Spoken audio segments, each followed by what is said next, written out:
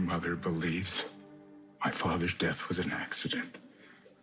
And I can believe that. I can. Okay, you were a teenage boy, volatile and emotional, right? The last thing you should have done, though, was to get behind the wheel of a car. It doesn't excuse what happened, but it does explain it. Yeah, the trouble I have is the man that boy grew into.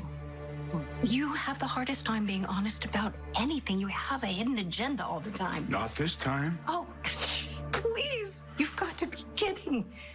You had Jordan pull the file on the David Hamilton case in order to revisit a crime that I committed when I was a teenager. And then you left a trail of clues from Oregon to Mexico to Vermont, so you could lure me in, just so that you could introduce me to your mother. You know, you could have just told me that we were related.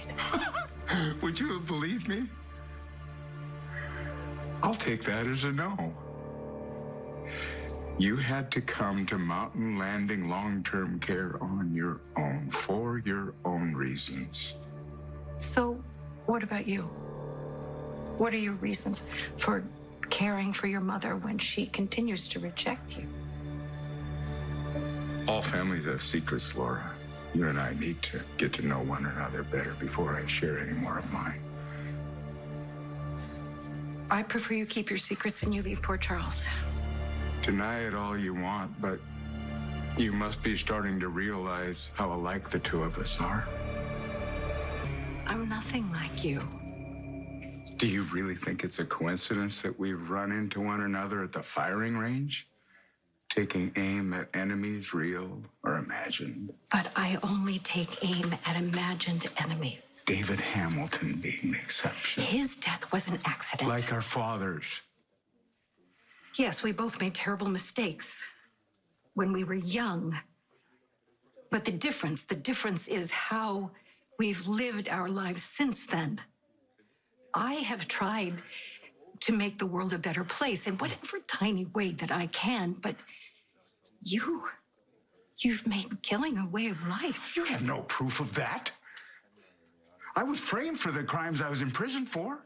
Deniability is not innocence. It's not.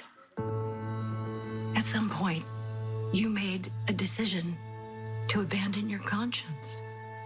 And that's why now you can only pretend to feel compassion and empathy. But for a brief moment inside that room, I could see who you used to be. A boy who just craved his mother's love. If you were not such a dangerous man, I would almost feel sorry for you. Almost. If you're not angry with me,